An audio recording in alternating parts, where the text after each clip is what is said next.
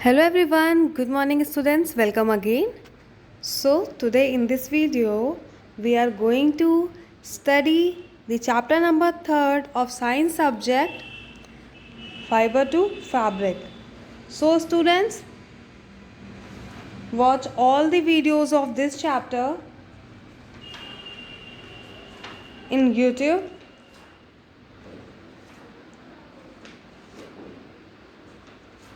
And कल मुझे बहुत सारे प्रीवियस वीडियो में बहुत सारे बच्चों के कमेंट मिले।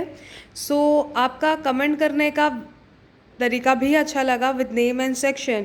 तो आप सब ध्यान रखिए, कुछ उसमें से 2 से 3 स्टूडेंट्स ऐसे थे जिन्होंने अपना नेम और सेक्शन मेंशन नहीं किया था। तो आप लोग क्या करें, जब भी आप लोग आंसर टाइप करें या जो मैम ने बोला है कि इस लाइन को आपको कमेंट बॉक्स में कमेंट करना है, राइट, तो आपको क्या करना है, अपना नाम और सेक्शन ज़रूर मेंशन करना है वहाँ पे। एंड सेकेंड थिंग ये कि मैम आपको कमेंट करवा क्यों रही हैं इंपॉर्टेंट पॉइंट्स का रीज़न ये है जिससे जो इम्पॉर्टेंट पॉइंट्स है वो आपके माइंड में बार बार रिकॉल हो। आप वीडियो में सुनेंगे, उसके बाद टाइप करेंगे, उसके बाद पेंसिल से अंडरलाइन करेंगे अपनी बुक में, तो जितने भी चैप्टर के इम्पॉर्टेंट पॉइंट्स हैं वो आपको लाइफ टाइम के लिए लर्न हो जाएगा। ठीक है, हम जितनी बार जिस चीज़ को लिखते हैं, टाइप करते हैं, हमें वो चीज़ याद हो जाती है। और जब आपको याद हो जाएगी, आप हायर क्लासेस में जाएंगे या आप इसी क्लास में अगर आपका स्कूल ओपन होता है, तो अगर मैं छोटे छोटे से क्वेश्चन आपको मल्टीपल चॉइस के देती हूँ तो आप लोग ईजिली, बहुत ही ईजिली उसको कर ले जाएंगे। तो आपको सेकेंड थिंग क्या करनी है, साथ ही साथ ये जो इम्पोर्टेंट पॉइंट्स है ना, इसे 2-3 बार और पढ़ के लर्न कर लेना है। ठीक है, लर्न ज़रूर करना है। जितने भी इंपॉर्टेंट पॉइंट्स मैम आपको बोलती हैं कमेंट बॉक्स में कमेंट करने के लिए, वो आपको थोड़ा सा माइंड में रिकॉल भी कर लेना है कि मैंने ये कमेंट किया था। तो आपको याद होना चाहिए कि कैटरपिलर मलबेरी लीव्स खाते हैं, और जो जो पॉइंट्स हैं जितने भी मैंने अब तक बताए हैं प्रीवियस वीडियो में, वो सब कुछ आप लोग ज़रूर याद करेंगे। ओके, सो यहाँ पे जो बच्चे नए हैं या जिसने प्रीवियस वीडियो नहीं देखी उनको कुछ बताऊँगी। आपने यूट्यूब ओपन किया, यूट्यूब ओपन करने के बाद आप अपनी साइंस टीचर का चैनल सर्च करेंगे। क्या नाम है, बायोलॉजी। देखिए यहाँ पे आ गया का कीड़ा कोमल, ये आपके मैम का चैनल का नाम है, साइंस चैनल का नाम। ठीक है, यहाँ से आप क्लिक कर देंगे, ये आपका ओपन हो जाएगा क्या चैनल। यहाँ से आपने क्लिक किया, ये आपका चैनल खुल गया। तो आपको क्या करना है, चैनल ओपन करने के बाद आप जैसे ही यहाँ पे आएंगे, पहले तो आपको सब्सक्राइब कर लेना है। ठीक है, जैसे कि मैंने तो सब्सक्राइब कर रखा है अपना चैनल, तो आप यहाँ सब्सक्राइब बटन दबाएंगे तो अनसब्सक्राइब का ऑप्शन क्यों दे रहा है, क्योंकि हमने सब्सक्राइब कर रखा हुआ है।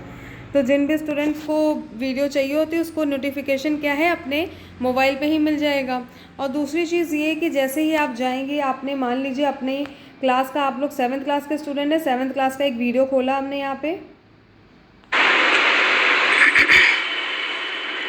Hello everyone, good morning students, welcome again. इसके बाद हम इसके डिस्क्रिप्शन बॉक्स में जाएंगे। डिस्क्रिप्शन बॉक्स में कैसे जाते हैं स्टूडेंट्स, यहाँ पे ये ट्रायंगल जो पॉइंट है आप जो देख रहे हैं, ये जो ट्रायंगल सा बना हुआ है, इस पर आप जब क्लिक करेंगे, यहाँ पे आप देखिए चैप्टर नंबर 3 के जितने भी वीडियोस मैम अब तक पढ़ा चुकी हैं उसके लिंक आपको मिल जाएंगे। चैप्टर नंबर 2 के एक्सप्लेनेशन के वीडियो लिंक मिल जाएंगे। ठीक है, फिर चैप्टर नंबर 1 के एक्सप्लेनेशन वीडियो के लिंक्स। तो आपको जो भी वीडियो देखनी है उसमें आप अगर फर्स्ट पार्ट देखनी है, सेकंड पार्ट देखनी है, सारे पार्ट्स की वीडियो यहाँ पे आपको मिल जाएगी। उसके बाद अगर आपको एक्सरसाइज सोल्यूशन करना है, जिन बच्चों का नहीं हुआ है या जो बच्चे नए हैं जिनका एडमिशन आगे होने वाला है, वो अगर पुरानी वीडियो देखेंगे तो उनको भी समझ आना चाहिए। एक्सरसाइज सोल्यूशन के लिंक यहाँ पे प्रेजेंट है। ठीक है, फर्स्ट चैप्टर में कितने वीडियो बनाए थे मैम ने, 2 वीडियो बनाए थे एक्सरसाइज सोल्यूशन की, long answer question, short answer question. या जिन भी बच्चों का नहीं हुआ है वो यहाँ पे आएंगे, फर्स्ट चैप्टर का एक्सरसाइज सोल्यूशन में क्लिक करेंगे और वापस से वीडियो को देखेंगे। या जिन भी बच्चों को रिवीजन करना है तो उनके लिए ये ईजी मोड है, लिंक पे क्लिक करके वापस से पुरानी वीडियो को देखने का। फिर एक्सरसाइज सोल्यूशन चैप्टर 2, यहाँ पे चैप्टर 2 की एक्सरसाइज सोल्यूशन वीडियो प्रेजेंट है। तो इससे क्या होगा स्टूडेंट्स, आप लोग के लिए बहुत ही आसानी हो जाएगी, बहुत ही ईजी हो जाएगा सारी चीज़ें करना और अपने पुराने वीडियो तक पहुँचना, आपको सर्च नहीं करना होगा। तो ये हो गया जो इम्पोर्टेंट पॉइंट था मैम को बताना था, सारे बच्चों को ये पता होना चाहिए। नाउ स्टूडेंट्स, आपको सारे पॉइंट्स मैम ने आपको बता दिए कमेंट बॉक्स से रिलेटेड। नाउ हम चैप्टर नंबर 3 पे आते हैं, fibre to fabric. Starting off का पॉइंट एंड फाइबर दो टाइप के होते हैं, कौन कौन से? Natural fibre and synthetic fibre. Fibre are of two types, first is natural fibre and second is synthetic fibre. तो ये सारी चीज़ें मैम आपको पिछली वीडियो में बता चुकी हैं। वूल, हमें वूल कितने एनिमल से मिलते हैं? सबसे सॉफ्ट वूल किसका होता है? पाशमीना का, एंगोरा गोट का, ठीक है। ये सारी चीज़ें हम पढ़ चुके हैं। नाउ हम नेक्स्ट पेज में जाएंगे, पेज नंबर 24। तो pashmina wool, it is very fine wool use to make pashmina shawl. Now cashmere goat, ठीक है, इससे भी वूल हम निकालते हैं। उसके बाद यहाँ पे दिया हुआ है एनिमल दैट गो वूल। तो ये इंपॉर्टेंट टेबल थी जो मैम ने आपको 2 बार से बता रही है कि इसके आगे आपको स्टार बना लेना है, ठीक है। तो आप लोग स्टार बना लीजिए इसके आगे, ठीक है। फिर उसके बाद हम आगे जाएंगे, यहाँ पे आपको इम्पॉर्टेंट है क्या दिया हुआ है? Animal and location. हमें कौन से एनिमल कहाँ पे मिलते हैं और हमारा वूल कहाँ से आता है ये हमें पता होना चाहिए, राइट। तो आप लोग यहाँ पे देख सकते हैं कैश्मीर गोट कहाँ से? कश्मीर से है। शीप कहाँ पे मिलती है? राजस्थान, पंजाब, गुजरात, हरियाणा, हिमाचल प्रदेश।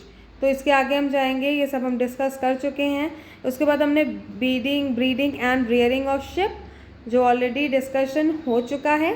सेलेक्टिव ब्रीडिंग क्या होती है? किसी एक अच्छी क्वालिटी की शिप को सेलेक्ट करके उसकी प्रोजेनी को ही इंक्रीज़ करने को हम सेलेक्टिव ब्रीडिंग कहते हैं, ठीक है। रियरिंग उसके बाद का जो मेथड था। उसके बाद शेयरिंग का मेथड था। शेयरिंग क्या होता है? किसी भी शिप के आउटर कोट को, मतलब हेयर्स को रिमूव करने के प्रोसेस को क्या कहते हैं? शेयरिंग कहते हैं। Now next page, second point आता था स्कोरिंग। इस स्कोरिंग में हम उस वूल को अच्छे से वॉश करके उसमें जितने भी डस्ट होते हैं उसको निकाल देते हैं, रिमूव कर देते हैं। फिर उसके बाद सॉर्टिंग का प्रोसेस था। सॉर्टिंग में हम क्या करते हैं? वूल को अच्छे से, उसका जो फ्लफ़ी है उसको हटा देते हैं, जैसे कि बहुत ज़्यादा सरफेस एरिया ले रहा है। उसके बाद उसमें कॉम्बिंग कर देते हैं, ठीक है, उसे अच्छे से वॉश करके कॉम कर देते हैं जिससे वो स्ट्रेट हो जाए। फिर डाइंग करते हैं। डाइंग मतलब उसमें कलर कर देना, ठीक है। डाइंग मतलब यहाँ पे देख सकते हैं 2 ह्यूमन बींग क्या कर रहे हैं? वूल को डाई कर रहे हैं। अलग अलग कलर के वूल हमारे मार्केट में प्रेजेंट है, रेड, ग्रीन, येलो, तो वो डाइंग करके हो जाता है। उसके बाद का जो प्रोसेस है वो है कार्डिंग। तो कार्डिंग किसकी हेल्प से होता है? कार्डिंग मशीन की हेल्प से होता है, ठीक है। ये देखिए यहाँ पर रोलर मशीन है जिससे वूल को डाल के एकदम स्ट्रेट कर दे रहा है। फिर उसके बाद स्पिनिंग आता है। स्पिनिंग किससे होता है? मशीन से होता है। यहाँ पे आप लोग देख सकते हैं क्लियर इमेज ऑफ स्पिनिंग। तो यहाँ पे एक मशीन है जिसमें हाथ से थ्रेड लाइक स्ट्रक्चर में वूल को इसने कन्वर्ट कर दिया। उसके बाद हमने नाइटिंग की बात की थी। नाइटिंग जो हमारा लास्ट था। क्रैबिंग, उस वूल से स्वेटर बनाना, किसी भी चीज़ को बनाना क्रैबिंग कहलाता है। सो स्टूडेंट्स, हम आते हैं अपने कल के टॉपिक में। हमने कल डिस्कस किया था सिल्क के बारे में। सिल्क हमें कहाँ से मिलता है? ठीक है, कैटरपिलर से मिलता है, कॉमनली नोन है सिल्क मॉथ, ठीक है, या बॉम्बेक्स मोरी। तो यहाँ पे आप लोग ने पूरी साइकिल, लाइफ साइकिल देखी थी सिल्क वॉर्म की। उसके बाद हमने देखा था कि कोकून वो अपनी आउटर बॉडी को रिमूव जब कर देता है उससे क्या मिल जाता है? हमें सिल्क मिल जाता है। उसके बाद हम आते हैं आज के नए पॉइंट में अपने। आते हैं हम आज के अपने नए टॉपिक में, वो है from the cocoon to silk. तो यहाँ पे आप देख सकते हैं क्योंकि हमें लार्ज अमाउंट में सिल्क की डिमांड है। इंडिया बहुत बड़ा देश है, इसमें बहुत सारी पॉपुलेशन है, बहुत सारे लोग रहते हैं, पॉपुलेशन बहुत ज़्यादा है यहाँ की। तो सिंपल सी बात है, हमें चीज़ों की डिमांड ज़्यादा है, सिल्क हमें ज़्यादा चाहिए। तो हम इससे क्या करते हैं? सिल्क मॉथ को या बॉम्बेक्स मोरी को हम अपने कल्चर में ग्रो करते हैं, किसी लैब में या किसी एक पर्टिकुलर एरिया में ग्रो करते हैं। अगर हम डिपेंड होंगे जंगल में तो बहुत ही कम हमें सिल्क मिल पाएगा। इसलिए हम क्या करते हैं? सिल्क मॉथ को अपने पास ग्रो कराते हैं, फीमेल को, ठीक है। वो आप सबको पता है, कल की वीडियो में मैम बताया था कि एक बार में कितने एग देती हैं? 400 से 500, ठीक है। तो यहाँ पे हम क्या करते हैं? उसको एक सेफ से एल्युमिनियम बॉक्स में रख देते हैं जिससे वो इम्प्योरिटीज़ से फ्री रहे, कोई भी गंदगी उसमें ना रहे, उसे अच्छे से ग्रो करते हैं। The female silk moth dies immediately after laying the eggs. जैसे ही फीमेल एग देती है वैसे ही डाई कर जाती है, ठीक है। These eggs are kept in a temperature suitable hatching for about 10 days। 10 days के लिए इसे एक नॉर्मल टेम्परेचर पे रख दिया जाता है, एक पर्टिकुलर टेम्परेचर सेट करके। इसको क्या बोलते हैं? This is called incubation period. What is called this is called as incubation period. Incubation period क्यों कहते हैं? क्योंकि यहाँ पे फीमेल ने एग दिया, एक बार में कितने एग देते हैं? 400 से 500। उस एग को सेफली एक बॉक्स में करके कहाँ पे 10 डेज़ के लिए हम पर्टिकुलर टेम्परेचर में रखते हैं, that is called as incubation period. The egg has into larva और caterpillar. These caterpillars are kept under a gauze and are tea on a mulberry leaves. तो आप सबको पता है कि कैटरपिलर क्या खाते हैं? मलबेरी लीव्स खाते हैं। ये तो मैम ने आपको कल बताया है, आप सबने कमेंट बॉक्स में कमेंट भी किया है। तो यहाँ पे यही सब बताया गया है, ठीक है। तो यहाँ पे 6 वीक्स में इस इमेज में आप लोग देख सकते हैं, ये जो वाइट वाइट से दिख रहे हैं ना, ये छोटे छोटे बच्चे हैं अभी, ठीक है। तो ये जो लीव्स यहाँ पे बिछा दी गई है क्योंकि उनको बहुत सेफली एक जगह पे सुरक्षित रखा गया है, और यहाँ पे इनके खाने के लिए लीव्स बिछा दी गई है और इनको फिर छोड़ देते हैं। ये आते हैं पूरी लीव्स को, जिनका जितना इनकी मर्जी है खाते हैं। फिर उसके बाद क्या करते हैं? Then they are placed on a bamboo tray provided with twigs and shrub. Caterpillar make it their place for spinning cocoon around them. Here they spin cocoon within period of 3 to 8 days. तो यहाँ पे आप देख सकते हैं कि यहाँ पे क्या बोला है, ये कुकून से इमेज में, ये बैम्बू की ट्रे है, मतलब लकड़ी का, ठीक है, लकड़ी की ट्रे बनाई गई है। ऐसे बनाई गई है कि इसमें ये जो छोटे छोटे से कुकून है ना वाइट कलर के, ये इसमें राउंड राउंड घूमते रहे। जब राउंड राउंड घूमेंगे तो ये अच्छे से सेपरेट हो जाएंगे कैटरपिलर की बॉडी से। इसके बाद नेक्स्ट स्टेप क्या है? In the next step cocoon are kept under the sun और treated with hot steam. Boiling water are heated in microwaves to kill the pupa inside the cocoon. तो यहाँ पे क्या बोल रहा है थर्ड स्टेप में कि कुकून को अंडर द सन रखा जाता है या हाई टेम्परेचर में रखा जाता है। क्यों? जिससे वो अच्छे से बॉयल हो जाए। उससे क्या होगा, उसमें जितने भी माइक्रोवेव में उसमें जितने भी माइक्रो ऑर्गेनिज्म लगे होंगे या कीटाणु होंगे वो डाई कर जाएंगे। क्योंकि अगर हम लोग ऐसा नहीं करेंगे, अगर ऐसा नहीं किया हमने, तो क्या होगा, उससे हम कपड़े बना के पहनेंगे तो हम खुद बीमार पड़ जाएंगे, ह्यूमंस खुद ही बीमार पड़ जाएंगे। इसलिए थर्ड स्टेप में क्या करते हैं, हम उस कोकून को थोड़ी देर के लिए रख देते हैं हाई टेम्परेचर पे, जिससे जितने भी माइक्रो ऑर्गेनिज्म हैं, उसमें कीटाणु है, बैक्टीरिया है, वो डाई हो जाए। सो स्टूडेंट्स, आप सबको पता है कि किसी भी चीज़ को हीट देने से उसकी बैक्टीरिया डाई कर जाते हैं। इसलिए हम दूध को क्या करते हैं, मिल्क जो आप लोग पीते हैं डेली, उसको बॉयल करते हैं। बॉयल करने से क्या होता है, उसके जितने भी मिल्क के कीटाणु होते हैं, बैक्टीरिया होते हैं, वो डाई कर जाते हैं। इसलिए अभी कोविड-19 चल रहा है, आप सबको पता है कोविड-19 वायरस है, इसलिए स्कूल आपके क्लोज हैं। लेकिन कहा जाता है ना आपको वार्म वाटर पिए या थोड़ा सा गर्म पानी पिए। ऐसा क्यों कहा जाता है? जिससे गर्म पानी में जितने भी बैक्टीरिया होंगे वो डाई कर जाएंगे, और जैसे ही आपका हॉट वाटर आपके बॉडी में जाता है, थोड़ा सा वार्म वाटर जाता है, तो अगर आपके अंदर भी कोई बैक्टीरिया है, वायरस है, तो वो भी डाई हो जाए, ठीक है। इसलिए ऐसा कहा जाता है। तो हम नेक्स्ट पॉइंट पे आते हैं। तो आप लोगों को कमेंट करके बताना है, क्या बताना है कि हम हीट का और बॉइलिंग का यूज़ क्यों करते हैं। Because to kill the microorganism और बैक्टीरिया, ठीक है। हम खाने में, मिल्क बॉयल करने में खाने को गरम गरम क्यों खाते हैं, वार्म वाटर पीने को क्यों कहा गया है, because to die bacteria and microorganism.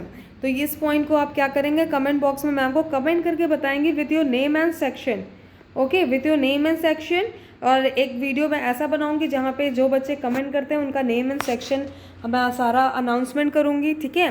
तो आप लोग पहले क्या करेंगे कि आप लोग ये कमेंट बॉक्स में कमेंट करके बताएंगे, और हम जाते हैं नेक्स्ट पॉइंट पे।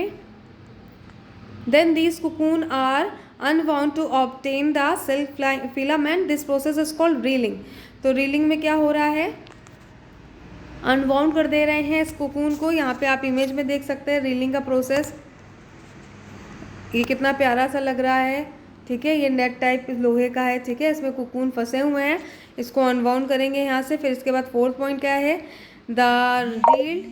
the reel filament are spun into yarn, this is called throwing, and then the woven to fabric, this is the raw silk। तो यहाँ पे आप देख सकते हैं छोटे छोटे से कुकून है, फाइनली ये रेडी हैं, ठीक है, एकदम फ्रेश हैं और रेडी हैं। It is still harder, it is wash to remove sericin and make it light, soft and shiny. तो इसे कोशिश की जाती है क्या करने की, इंडस्ट्री में इसे और ज़्यादा लाइट, शाइनी और सॉफ्ट बनाया जाता है। After this type of silk, अलग अलग टाइप के सिल्क आते हैं जिससे क्या बनता है, यहाँ पे आप देख सकते हैं। आप सबको पता है कि मार्केट में अलग अलग तरह के क्लोथ्स आते हैं, अलग अलग तरह के सिल्क आते हैं।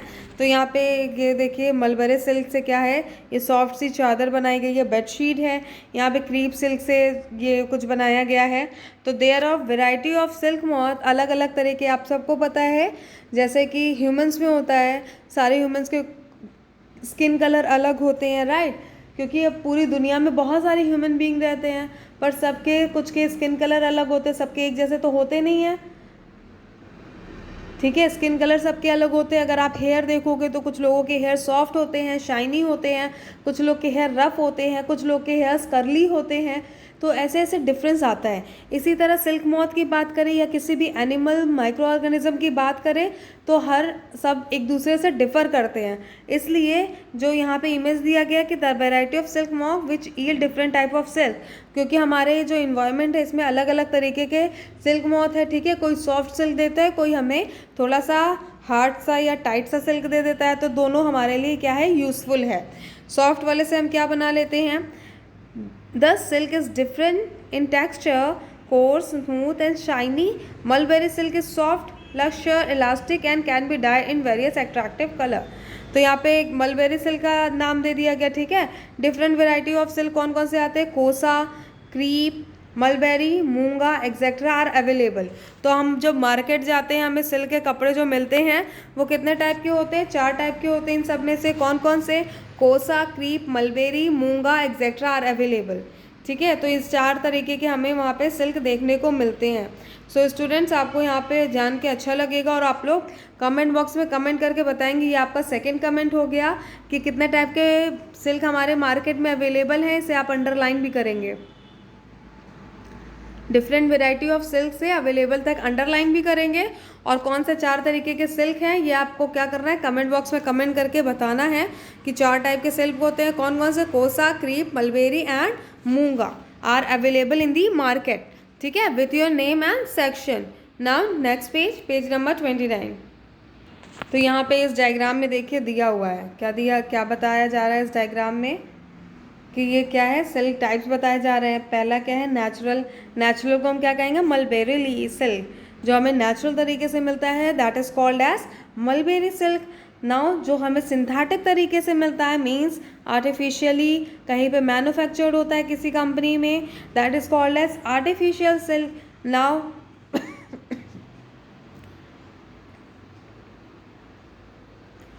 जो हमें और नेचुरल तरीके से मिलता है उसे हम क्या कहते हैं, तुषार सिल्क। देन ईरे सिल्क भी नेचुरल तरीके से मिलता है, मूंगा सिल्क भी नेचुरल तरीके से मिलता है, कोसा सिल्क, ठीक है, ये भी नेचुरल तरीके से मिलता है। तो यहाँ पे हमें एक सिंथेटिक सिल्क को हम क्या कहते हैं, आर्टिफिशियल सिल्क कहते हैं। फिर उसके बाद हम आते हैं आगे, यहाँ पे एक इंटरेस्टिंग फैक्ट दिया हुआ है, क्या है, unknown silk producer. Insects like silverfish, mayflies, some beetles and spiders can also produce silk. तो देखें यहाँ पे अननोन सिल्क प्रोड्यूसर भी दिया है, तो मतलब हमारे इन्वायरमेंट में कुछ ऐसे भी एनिमल्स हैं, माइक्रो ऑर्गेनिज्म है या इंसेक्ट हैं जो हमें क्या देते हैं, सिल्क दे देते हैं, ठीक है। तो silverfish, mayflies and some beetles क्या है, हमें कुछ सिल्क देते हैं, उसको हम अननोन सिल्क इसलिए कहते हैं क्योंकि कोई कंफर्मेशन नहीं है, ये दे भी सकते हैं नहीं भी दे सकते हैं, तो इससे हमें सिल्क मिल जाता है। ये इंटरेस्टिंग फैक्ट है, आप लोग यहाँ भी अंडरलाइन कर लेंगे क्योंकि आपको पता होना चाहिए कि सिल्क हमें और भी कई लोगों से मिलता है, कुकून और उसके अलावा भी हमें कहाँ से, unknown silk producer, silverfish, mayflies and some beetles, ठीक है, आर सिल्क प्रोड्यूसर। आप लोग ये भी कमेंट बॉक्स में कमेंट करके बताएंगे, इंपॉर्टेंट पॉइंट है। आप लोग जब हायर क्लासेस में जाएंगे तो कंपटीशन में इस तरह के पॉइंट्स पूछे जाते हैं, तो आप लोग कमेंट बॉक्स में कमेंट करके बताएंगे कि silverfish, mayflies and beetles, caterpillar के साथ साथ ये 3 और लोग हैं जो अननोन सिल्क प्रोड्यूसर कहलाते हैं, ठीक है। फिर उसके बाद हम आ गए इधर, हेल्थ हजार्ड क्या है, workers employed in the wool and sericulture industries often suffer from various disease, some of them. तो जो जहाँ पे ये पालन होता है, कैटरपिलर्स रखे जाते हैं, वहाँ पे जो वर्कर्स होते हैं उन्हें कुछ तरह के डिजीज़ हो जाते हैं। कैसे हो जाते हैं? Sorter disease. सॉर्टर डिजीज़ क्या है? आप लोग सबसे पहले क्या करेंगे, इसके आगे डबल स्टार लगा लेंगे। क्यों लगाएंगे? क्योंकि ये सारे इंपॉर्टेंट पॉइंट है, ठीक है। ये सारे इंपॉर्टेंट पॉइंट हैं, ज़रूरी नहीं कि आज आपसे पूछे जाएं, लेकिन आपके फ्यूचर में ये क्वेश्चंस क्रिएट होते हैं, ठीक है। शॉर्टर डिजीज़ कौन से डिजीज़ होते हैं? There are health hazard for the workers in wool industry. क्या क्या होता है वूल इंडस्ट्री में? Many men get infected with the fatal blood disease called sorter disease. It results from inhaling spores of the bacteria bacillus anthracis present in the wool of contaminated sheep. तो जो contaminated sheep है उसका वूल, जब आप सबको पता है कि किसी का वूल निकालते हैं तो कैसे निकालते हैं? By the use of razor हम उसका वूल निकालते हैं। तो उसमें बहुत गंदगी प्रेजेंट होती है, डस्ट होता है, तो हम उसे वॉश तो करते हैं, बट मान लीजिए जो ह्यूमन या जो इंसान उसे वॉश कर रहा है उसमें बैक्टीरिया मेनली कौन सा प्रेजेंट होता है? बैसिलस एंथ्रियासिस। आप लोग अंडरलाइन कर लीजिए इसे, बैसिलस एंथ्रियासिस नाम का बैक्टीरिया उसमें प्रेजेंट होता है। और मान लीजिए वो गलती से उसने उस बैक्टीरिया को अपने माउथ पे खुजली कर ली, तो उसके गलती से उसके माउथ में चला गया, तो इससे क्या होता है? कौन सी डिजीज़ हो जाती है? सॉर्टर डिजीज़ हो जाती है, ठीक है। तो आपको पता चल गया यहाँ पे कंटामिनेटेड शिप के वूल से ही ये डिजीज़ होता है। उसमें कौन से बैक्टीरिया होता है? Bacillus anthracis.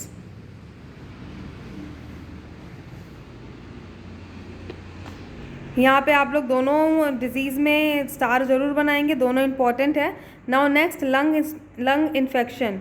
लंग इन्फेक्शन क्या होता है? वहाँ के workers in silk industry inhale the vapours of boiling cocoons. तो आप सबको पता है कोकून्स को एक टाइम के बाद अच्छे से बॉईल किया जाता है, जिससे उसमें जितने भी बैक्टीरिया है या गंदगी है वो चली जाए। इसके कारण क्या होता है? उसका जो धुआं उठता है वो वर्कर अगर इनहेल कर लेता है तो उनके लंग्स में क्या होता है? इन्फेक्शन हो जाता है। Lung infection in them which में लेड टू द अस्थमा और ब्रीदिंग प्रॉब्लम्स। तो ये कितना बड़ा बात है, अगर उन्होंने मास्क नहीं पहना हुआ है इंडस्ट्री में या अपना प्रिकॉशन नहीं लिया हुआ है तो उन्हें अस्थमा और ब्रीदिंग में प्रॉब्लम हो सकती है। तो जो चीज़ें आप लोग स्टूडेंट्स यहाँ से समझ रहे हैं, जो चीज़ें हम पहनते हैं, कपड़े से लेके खाने से लेके जो चीज़ें खाते हैं, सब कुछ को बनाने में बहुत ही खतरा होता है, ठीक है। गेहूँ हमारा खेतों से आता है, बहुत मेहनत से आता है, इसलिए कहा जाता है कि किसी भी चीज़ को कभी वेस्ट मत करिए, ठीक है। आप लोग कमेंट बॉक्स में कमेंट करके बताएंगे कि आप लोग कोई भी चीज़ खाने की वेस्ट नहीं करते। आप लोग कपड़े वेस्ट मत करिए, सब चीज़ का प्रॉपर यूज़ करिए, क्योंकि इसके पीछे बहुत सारे लोगों ने मेहनत की है, ठीक है। और बहुत सारों की हेल्थ भी अफेक्टेड हो जाती है, बीमार भी हो जाते हैं, और हम लोग के लिए कितनी मेहनत करते हैं लोग, ठीक है। Such risk faced by workers in any industry are called occupational hazard. इन सबको क्या कहते हैं? किसी भी इंडस्ट्री में जो वर्कर्स बीमार पड़ जाते हैं वहाँ के धुएं से या वहाँ की चीज़ों से, उसे हम कहते हैं ऑक्यूपेशनल हैजार्ड। ये न्यू वर्ड है, आप लोग इसे अंडरलाइन कर लीजिए। What is occupational hazard? किसी भी इंडस्ट्री में जो वर्कर्स होते हैं वो अगर बीमार पड़ रहे हैं, वहाँ के प्रोसेस से, जिस प्रोसेस से उस सामान को तैयार किया जा रहा है, that is called as occupational hazard. So students, यहाँ पे हमारी आज की क्लास एंड होती है। तो आप सबको पता है कि आप सबको आज भी 3 कमेंट करने हैं, ठीक है। आप लोग कमेंट बॉक्स में कमेंट करके बताएंगे with your name and section. आज की क्लास यहीं पे एंड होती है। तो ये जो तो डिजीज़ है lung infection and sorter disease, आप लोग इसे स्टार बना लेंगे, अंडरलाइन कर लेंगे। और ऑक्यूपेशनल हज़ार्ड जो आपके लिए नया वर्ड था, इसे भी आप लोग अंडरलाइन कर लेंगे। तो कल की वीडियो में क्या होगा? कल की क्लास में मैम आपका नाम प्रोड्यूस करूँगी वीडियो में, जो बच्चे कमेंट करेंगे। एंड सेकेंड चीज़, आपको कल की वीडियो क्लास में इंपॉर्टेंट पॉइंट डिस्कस किए जाएंगे, ठीक है। इस चैप्टर के इंपॉर्टेंट पॉइंट जितने भी हैं वो आपको बता दिए जाएंगे, उसे आपको कॉपी में लिखना है। तो इसकी वीडियो कल मैम आपको प्रोवाइड करवाएंगी। Thank you. आज की क्लास हमारी यहीं पे एंड होती है।